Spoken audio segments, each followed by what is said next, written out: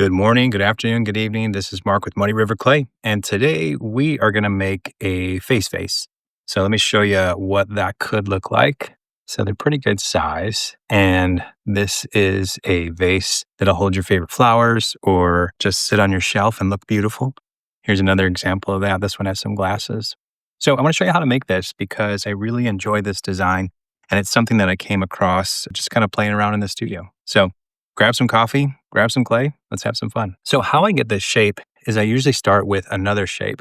So this is a mold that I'm not using right now. And if you take something that doesn't have a lot of indentions and curves, what you can do, place some plastic around it and then the clay won't stick. So I'm gonna bring it down here a little bit so you can see what I'm doing. I've already rolled out my slabs of clay. So if you haven't done that, that's the first step. And you're really just gonna wrap it around your existing piece.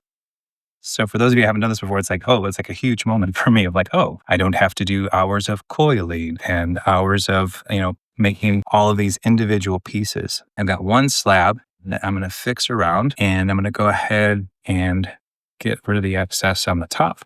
Just follow that around and that will allow me to flip this over and work more with it. So you can see it goes really rather quickly. I can spend a lot of the time in the design. So now if I want to flip this over, make sure that the bottom part is connected and starting to square up, you can do that. All right.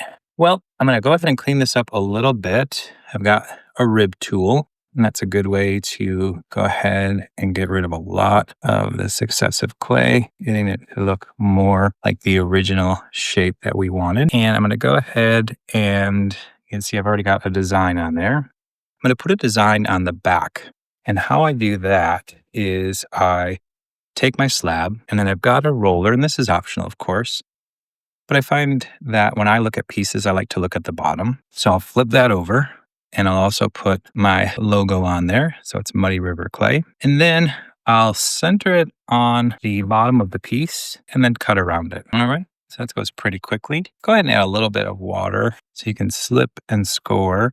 And scoring means make these little indentations. All right.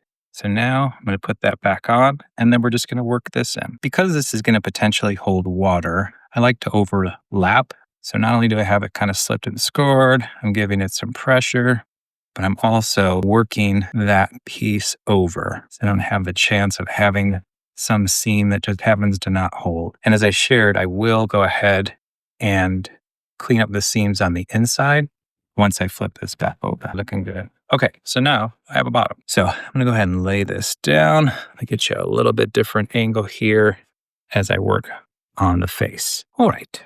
So now what I'm doing is kind of thinking about where I want that face to be. I like to start with the noses. I think the nose gives you a nice centering point to determine where the eyes and the mouth go. You can start anywhere you'd like, of course. And that's my one big suggestion to all of you is when you watch an instructional video like this, take it as an idea, but not a have to. I met people over the years at shows and they say, oh, I didn't know you could do this, or I was told in a class you can't do that. And I think that's limiting.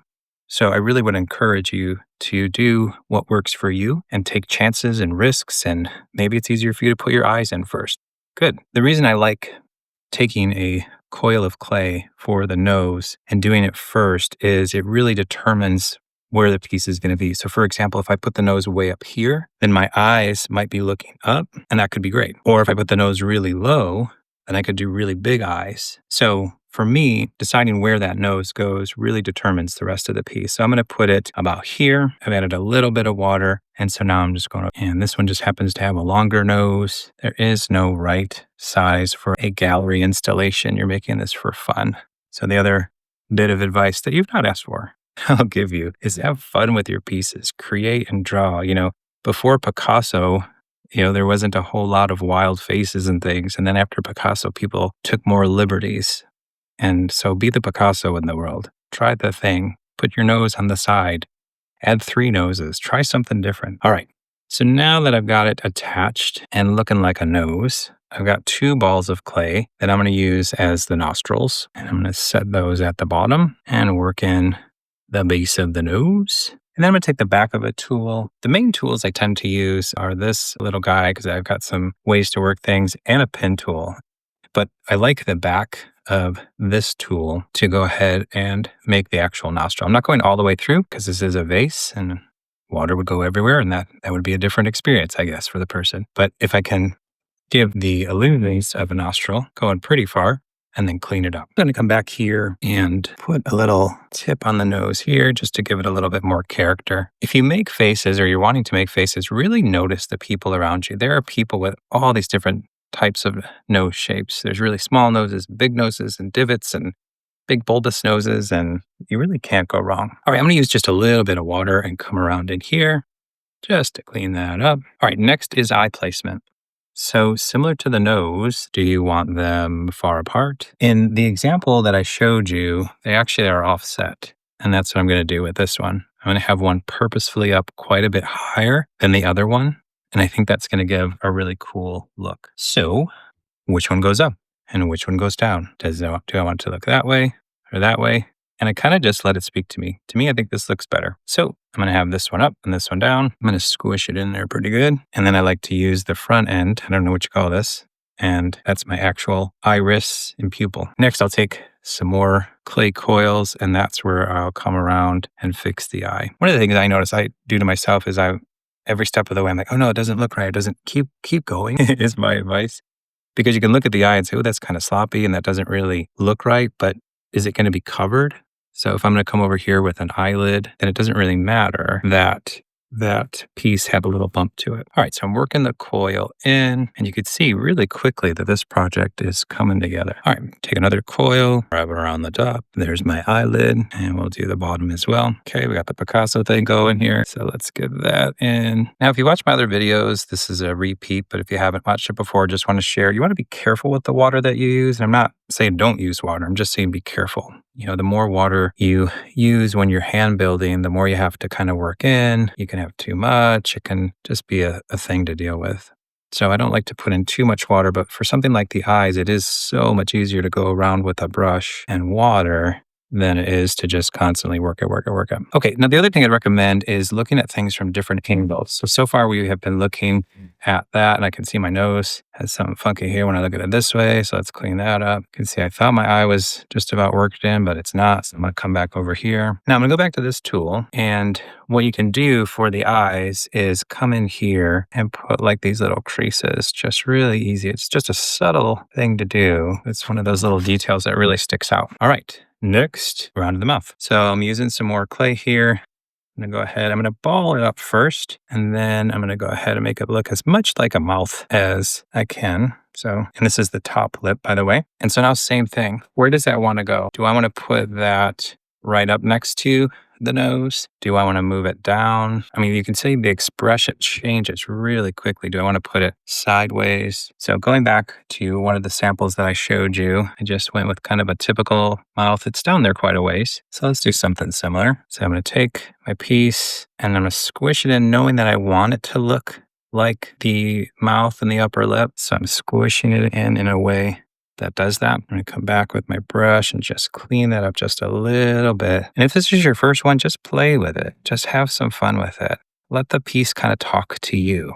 I like my pieces generally to look happy. That's not always the case. Sometimes they look a little creepy or they look mad or angry or whatever, but that's just because I'm like, oh yeah, you want to be angry. So I'm going to go with that. One little trick to taking a mouth that looks kind of somber like this one does and making it look happy is just coming in and going up on the end. So now we got a smile. All right, I'm gonna come back in and put those little divotty things here in the mouth. Another ball of clay for the bottom lip. And this one's just gonna be a small bottom lip. And so now you're asking yourself, where do I want to highlight a feature like the nose or eyes? Does this guy or gal want to have ears? I think she does, so let's do that. So because I've offset the eyes, instead of just putting the ears on where they might go, I'm going to offset the ears as well. I'm going to put that ear down and have it be just about center of the eye. And ears, I used to really stress about these because, ears have got a lot of detail to them. So how I do an ear is I'll go ahead and then come back and squish it on the other. And because it has the illusion of an ear, it's kind of all, you don't have to have the little flap and all the little pieces in there. People get that that's an ear. And it's a small piece of the piece. It's not like a main function. Make sure it's really on there though. I have had yours just fall off just because I haven't adhered them well. So I'm coming back over here with a little bit of water. Okay, and what I do is I don't go all the way through, but I do put just a little bit of an ear hole in there. So now we're looking like an ear. All right, same thing over here. I fix the front. I'm gonna fix the back.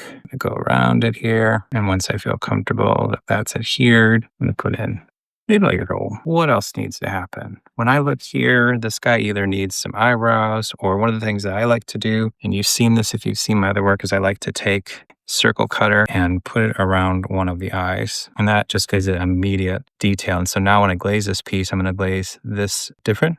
And the other thing you can do is come around that circle, make some dots, and then he probably needs an eyebrow here. Now we're getting there. So the last thing that we need to do is put the roof on. And you do this a couple of ways. So you step back here just a little bit. So right now you want to take a look at it from different angles. Could do a little more cleanup here. I will certainly, once we get off camera here, I don't take too much of your time. Thanks for joining today. If you haven't liked and subscribed and trying to grow this channel, appreciate it if you could do that. So anyway, he's looking good. Got his ears. I do want to put something on the back. So I like to do a little stamp or something on the back. I have this really fun little, like a bear face, panda face, I guess. And so I'll go in the back here, make sure it's all nice and clear, and go just about the center and squish that in. And then when you turn it around, you got something fun to look at. All right, so now I'm going to take this out, and it really is just a matter of being careful. Because I've got the plastic in there and it hasn't dried, and that's going to come out relatively easy. Okay, make some noise here, bag is out. Okay, so now what I'm going to do is go inside and clean up the seams. And this isn't really anything amazing to look at, but I want to clean up my seams on the bottom. So I'm using my tool and I'm going around the edges. And then remember, I wrapped it around the piece. So there's going to be that full seam that goes down the middle. And I'm going to go across it and squish it in. This is going to be a vase. You won't actually see all of this, but I want it to be a nice clean seam. I want to make sure that there's no surprise holes. Because when I test these, which I do test them all before I sell them, I do put water in them just to make sure they hold water. And every once in a while, there's one that leaks and can't sell it because it didn't test my seams. So do yourself a favor, on all the seams, make sure there's no surprises. There's some people who put coils in there. That's a good idea. For this short video, I'm not going to do that today. I'm going to go ahead and clean up the top. So I'm just compressing this in, and then we'll get to the last piece, which is to put on the top. And let me show you a couple of variations. So I've got this one off to the side.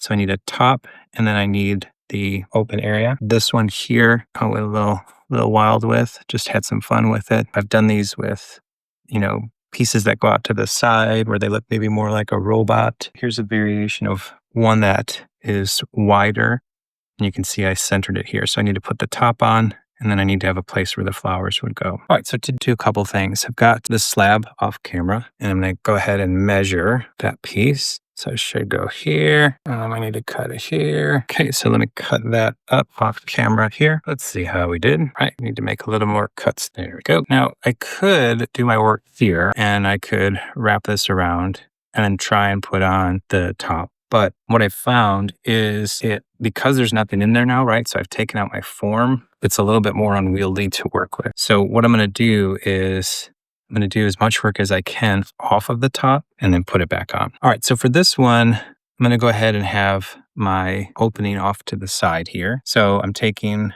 just a circle cutter. It could be a cookie cutter and doesn't even have to be circle. And if you don't have these tools, by the way, I could just go in and make a circle the best I could, or cut out a piece of paper. So if you don't have tools, don't let that limit you. But I like circle cutters because I get a nice crisp little circle there I could pull out. And now I'm going to cut one more piece from my slab. And I've done this before, so I know that that's pretty close to that size. So what I'm going to do is go ahead and attach it. And as I'm working it, I want to kind of expand it just a little bit. I want to clean that seam up on the inside. And then I've used a piece that I already went ahead and made a design on.